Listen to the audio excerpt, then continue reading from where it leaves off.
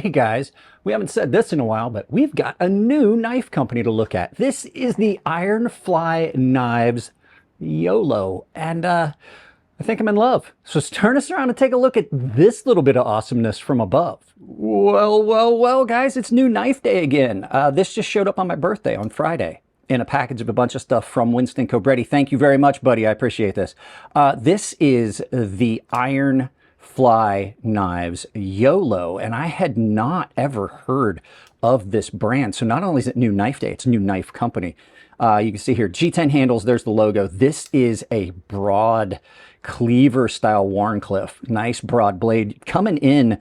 I already measured it once, coming right in at about 1.5 inches on blade width. So that means you've got a nice broad blade. I love cleavers. I don't know why I don't carry more of them. I love cleavers. This is a really good one. 14C28N blade that comes down nice and straight in this Wharncliffe fashion cleaver blade.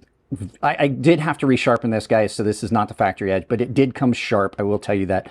But I proceeded to drop it on the glass plate that's underneath this mat moments after unboxing this knife. It's done in a satin with this beautiful fuller that has been, you can see how it's been blasted. You can see that they did the fuller, then they blasted it, and then they redid everything else on the blade. Gives you a nice little contrast. 14C28N, great steel. It's going to hold up pretty well.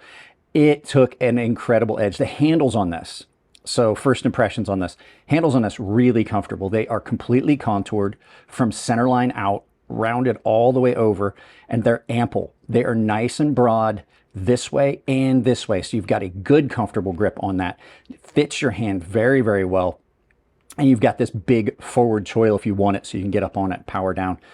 The action on this with a button lock is really good. It only has reverse flick deployment or slow roll. I mean, you can always, you know, just like any button lock, you can push the button and release the blade that way and let it swing. But because it's a button lock, it is ambidextrous with these, one of these really great bent tube type, like bent wire clips that I have absolutely started to love. I used to hate them. They do move around. I don't like that so much. But as far as comfort level, these style pocket clips are about the best I've found. Really good in hand. Does not hot spot. Doesn't scratch things because it's completely rounded. And they sit really well in pocket, especially when they're kind of deep like this. This allows you to carry this knife forward in the pocket.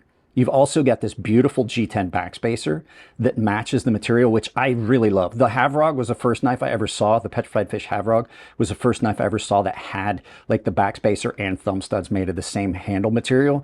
And I've really started to dig that. That's one of the things I really like. Ambidextrous pocket clip, like I said, but they also provide you a second pocket clip in case something happens to your first one, because these you can catch these and bend them. But the thing I like about these is they're nice and they're slotted, so they don't work loose. There's only one screw holding it in. It's a good design for a pocket clip, even though it has some negatives. Beautifully done G10. In hand, this thing cuts really well. You can power down through it. The cleaver style blade is always good. And like I said, the action on it is great. The other thing I was going to note is they did put steel liners in this.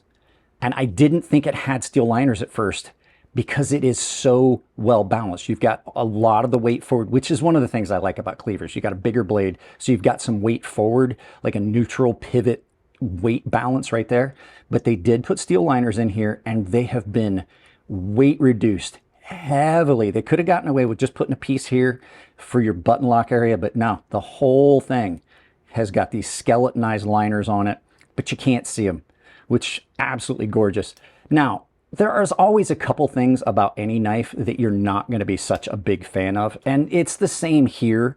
I'm going to have to point those out. So we're going to flip this around. We'll do flip side of the story, flip side of the knife, and I'll tell you the couple of little negative things I've noticed. So there's only a couple things on this. First and foremost, the jimping is okay, but I wish they had not crowned the spine so heavily in that area, because while the jimping does feel okay, it just feels, as you look at it, it doesn't have much of a high point. It's not like it's been softened to the point where it's non-functional, but what has happened is it's been crowned to the point where the point that you can actually touch it just gets too thin too quick. I think that this would have been better if the spine had not been crowned completely or not crowned so aggressive. It does look really good, but you can see how much of that's been crowned over. You don't get really good purchase on that jimping. Next thing, kind of an aesthetic thing, and you can feel it. You can see here where they milled this and they chamfered this, but then they did not carry that chamfer all the way through. So you've got a fairly hard, sharp edge on that. It is sharp, and if you've got sensitive fingers, it might be too much, but it also, it doesn't look uniform. And you guys know I'm a big fan of symmetry. It's asymmetrical there. It is a well done aperture, I have to say, but it just doesn't look the way I want. Next thing, you're going to hear me say this and you're going to think it's weird coming from me, but this is another knife that could have done without a full choil.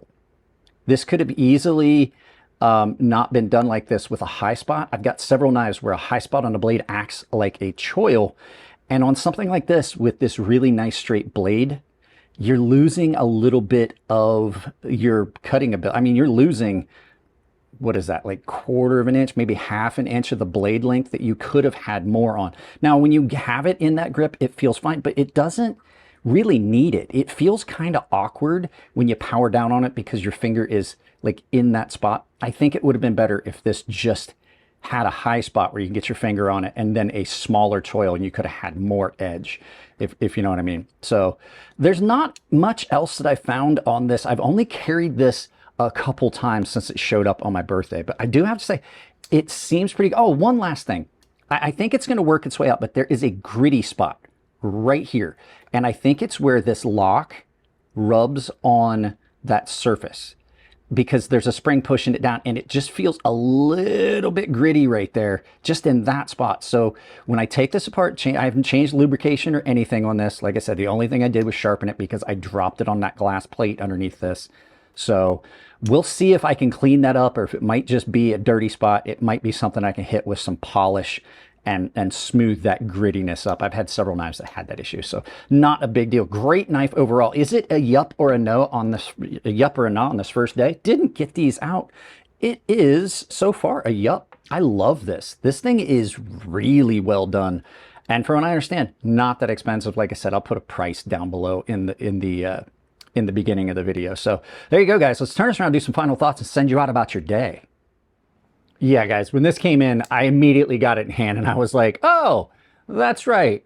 I like cleavers. I had completely forgotten how good a good, well-done cleaver is. So I know I'm reiterating things I said in the video. So not to keep it any longer, I'll keep this video a little bit shorter. You guys know what to do. Like, share, subscribe, drop a comment, hit the bell icon. Make sure you set it for all notifications. You can go down below, check out all of my affiliate links if you're looking for things to purchase. A lot of times I don't put like the exact link for a knife, but you can check all of those vendors out.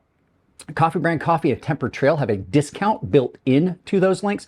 Best coffee you're going to find, in my opinion. I'm a little biased. It's one of my favorite flavors of coffee is what they have, but those have a 10% discount built into them. Speaking of a 10% discount, you can save 10% at Fair and Forge Knife Works, KATSU Knives, and Rosecraft Blades with the coupon code crazysharp, all one word. There's an Amazon store down below. It works like just like all the other links. It doesn't cost you anything extra at checkout, but it does support the channel. So check that out. Make sure you're using it for all your Amazon shopping. And if you want to join my membership, you can check out the links down below. There's a lot of different benefits, and I have a public Discord that's actually a gilded server, but I digress. Guys, that's it on this one. I love y'all. Keep it clean in the comments section. If it's your birthday, happy birthday, and I'll see you in the next video.